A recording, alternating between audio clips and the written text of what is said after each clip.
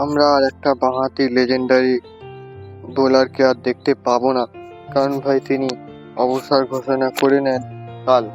তো আপনি যদি এখনো পর্যন্ত না জেনে থাকেন যে এই প্লেয়ারটি কে বা কোন দেশের হয়ে খেলতো বা আমাদের আইপিএল এ কোন ফ্র্যাঞ্চাইজির হয়ে খেলতো, তো চলুন জেনে নিই যে এই প্লেয়ারটিকে। এই প্লেয়ারটি হলো বন্ধুরা ট্রেন্ট বোল্ট। ট্রেন্ট বোল্ট কয়েকদিন আগে পাপুয়া নিউ গিনির ম্যাচে তো আমাদের একটুখানি হলেও ইশারা দিয়েই দিয়েছিল যে তিনি টি টোয়েন্টি ওয়ার্ল্ড কাপের পর আর টি-20 ক্রিকেটে আমরা তাকে দেখতে পাবো না। কিন্তু আমরা এটুকু একবারই ভাবতে পারিনি যে ট্রেন্ট বোল্ট টোটাল আন্তর্জাতিক ক্রিকেটকেই বিদায় জানিয়ে, কিন্তু উনি ঘোষণা করে দিয়েছেন যে উনি আন্তর্জাতিক কোনো ধরনের ক্রিকেট আর নিউজিল্যান্ডের হয়ে খেলতে চান না। এর পেছনে যদি কারণ বলে মনে হয়, কারণ তো কিছু উনি অফিসিয়াল ভাবে বলেননি, এখন কিছু মুখ খুলতে চাইছেন না।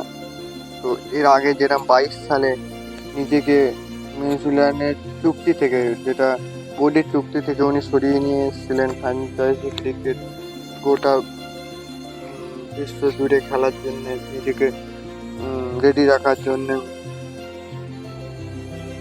কন্ট্রাক্ট থেকে নিজের নামটা সরিয়ে নিয়েছিলেন। এবার বন্ধুরা জেনে নিয়েছে ট্রেন্ট বোল্টের রেকর্ড।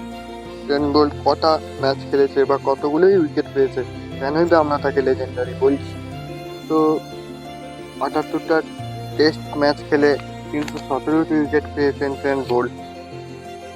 তারপর একদিনের ম্যাচ মানে ওয়ান ডে 114টি ওয়ান ডে ম্যাচ খেলে 221টি উইকেট পেয়েছেন। 61টি টি-20 আন্তর্জাতিক ম্যাচ খেলে 83টি উইকেট পেয়েছেন। সোমবার লাস্ট ম্যাচ যেটা খেলার পর উনি নিউজিল্যান্ডের